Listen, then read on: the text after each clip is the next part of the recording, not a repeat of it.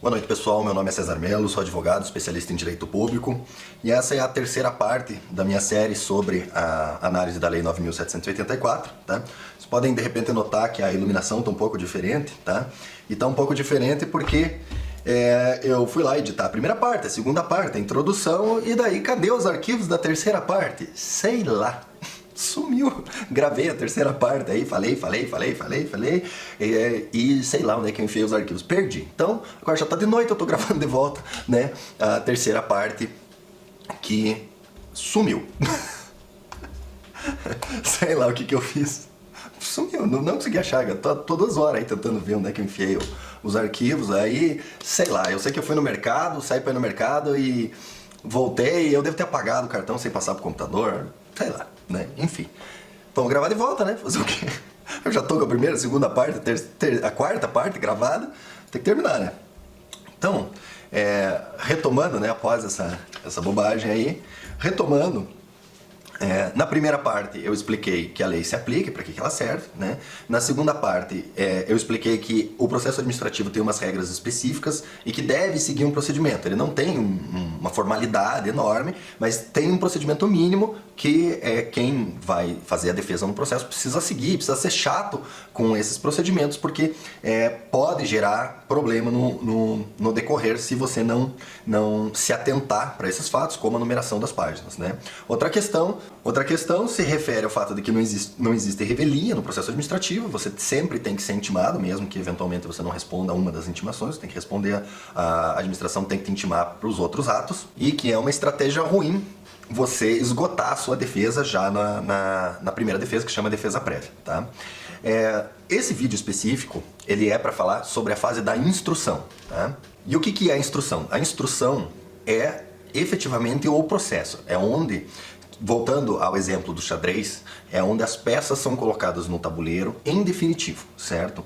Então, a instrução o que é? São as provas que você vai fazer no seu processo, certo? A fase instrutória é onde a gente define qual que é a acusação e define quais são as provas que você, na sua defesa, vai querer fazer. Você não vai apresentar a sua tese de defesa, você vai só pedir as provas que você vai utilizar, tá? Então, a fase de instrução, ela define as peças no tabuleiro, tá?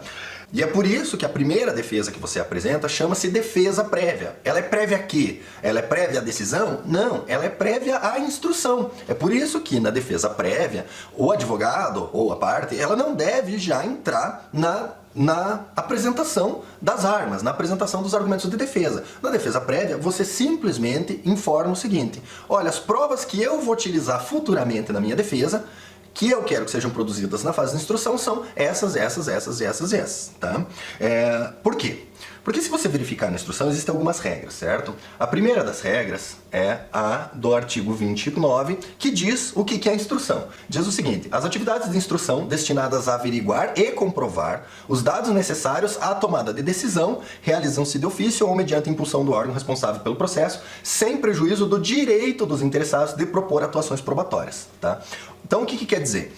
É na instrução que você coloca no processo os dados e os elementos de prova que deverão ser analisados na decisão que será proferida.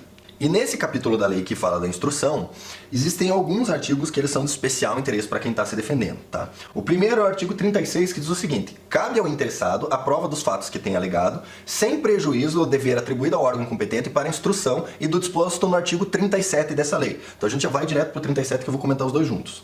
Quando é interessado declarar, tá? Quem viu o vídeo da análise do decreto do Bolsonaro sabe que declarar, ele tem um sentido jurídico específico.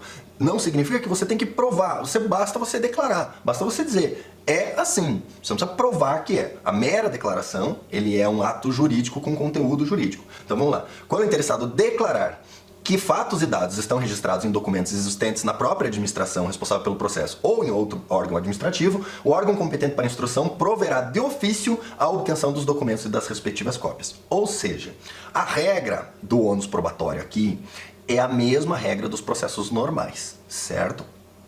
Qual que é a regra dos processos normais? Quem acusa tem que provar a acusação.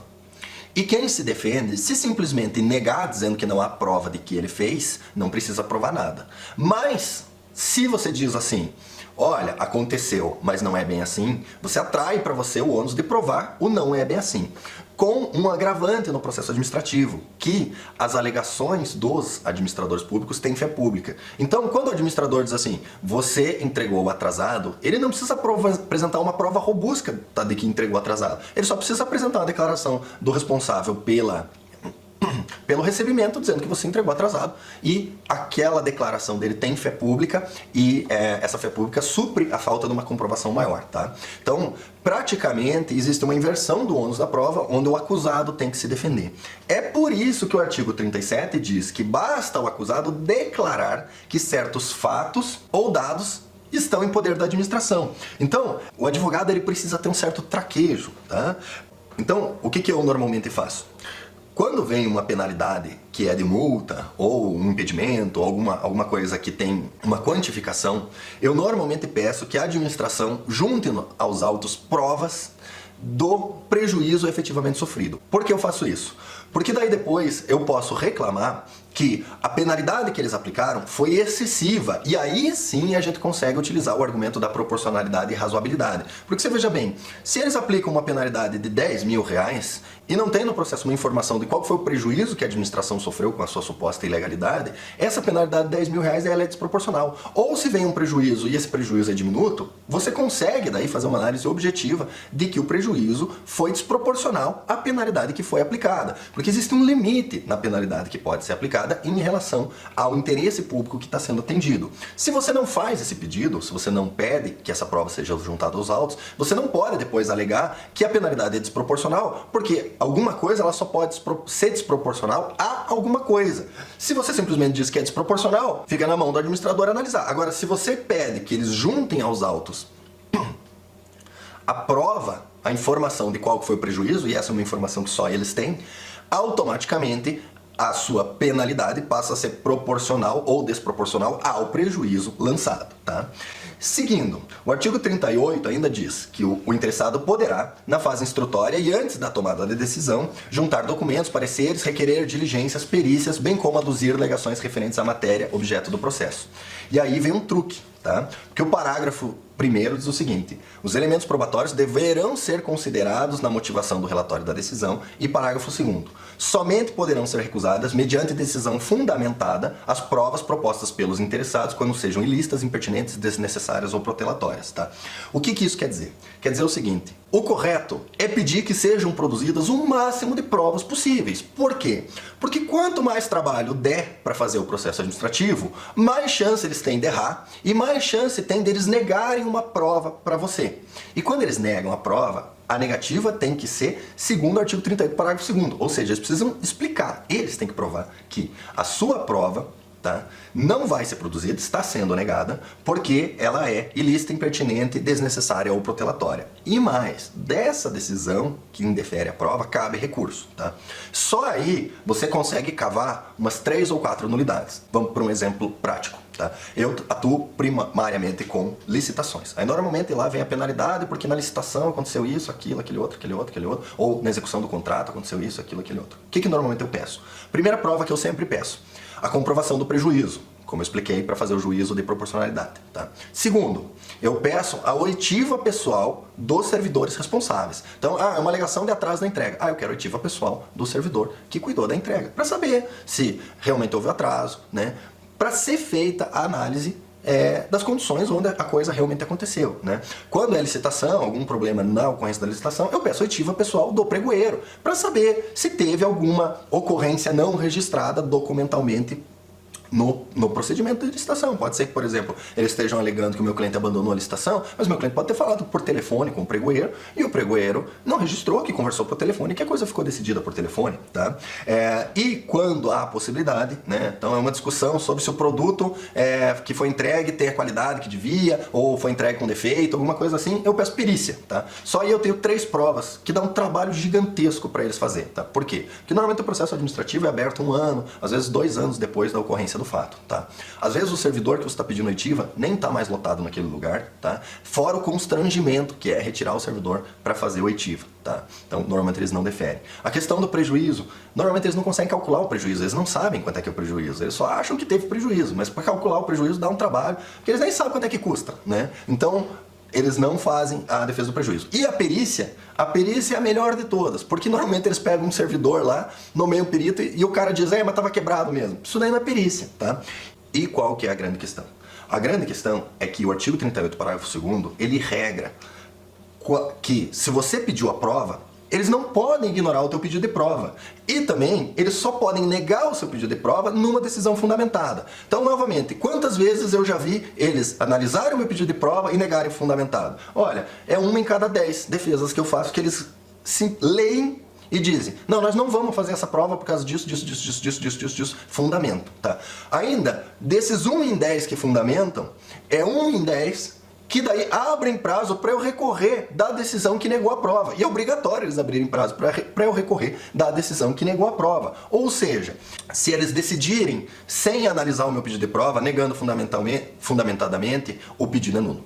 Se eles negarem o meu pedido de prova sem atentar para o parágrafo 2º, simplesmente disserem, não precisa fazer a prova, a gente acha que não precisa, sem fundamentar de forma correta, né, abrindo prazo para recurso, também é nulo o procedimento. Se for proferida a decisão é nula. E caso seja o pedido de prova negado com uma fundamentação que não é muito verdadeira, porque normalmente ele simplesmente diz assim, nego a prova porque a prova é protelatória. Não basta dizer que é protelatória, você precisa indicar por que ela é protelatória. E daí a gente faz o recurso dizendo que não é protelatória, porque ela é importante por causa disso, daquilo, daquele outro, e eles mantêm a decisão de que é protelatória. Significa que posteriormente eu posso ir ao judiciário e dizer, olha, excelência, não é nem questão de que eu tô certo, que eu tô errado. É questão de que eu pedi para fazer a prova e eles me negaram. Como é que eu vou me defender se a prova que eu pedi não foi feita? Entendeu? Então, aqui é um grande ponto onde a gente pode ou conseguir provas que efetivamente provam que a gente tem razão, ou conseguir nulidades procedimentais que vão impedir posteriormente a penalidade de ser aplicada e gerar efeitos. Porque, voltando ao detalhezinho, basta ao interessado declarar que os dados estão em posse da administração. Se você declarou que os dados estão em posse da administração, cabe à administração provar que não está em posse dos dados, tá? Volta e meia, eles alegam que não vão produzir a prova porque a prova está em sua posse, que você tem os dados, tá? Mas se você ler o artigo 38, parágrafo 2º, não está escrito que a prova pode ser recusada porque você está em posse da prova. Esse não é motivo. Não é um motivo legal. A lista dos motivos capazes de negar a prova, ela é uma lista taxativa. Você tem que dizer que a prova é ilícita, impertinente, desnecessária ou protelatória. E se você analisar essa lista taxativa, o fato de você possuir a prova e você poder realizar essa prova de forma particular, não está na lista. Eu particularmente não vejo. Então, na pressa de dar seguimento rápido ao procedimento administrativo, eles cometem nulidades que violam a sua ampla defesa e o seu contraditório. Você consegue depois pedir a nulidade judicial do processo administrativo, tá? Por que isso é importante? Isso é importante porque na prática, quando você, por exemplo, está defendendo um cliente que não tem razão, você pede as provas e cabe à administração produzir. Se eles se negam a produzir porque tem pressa, nulidade, você vai conseguir derrubar a penalidade do cliente, mesmo que, eventualmente, ele esteja equivocado, tá? Então, é uma coisa que eu sempre digo. Os meus clientes sofrem penalidade? Sofrem penalidade. Mas dá trabalho. Dá muito trabalho. Quer penalizar o meu cliente? Até consegue.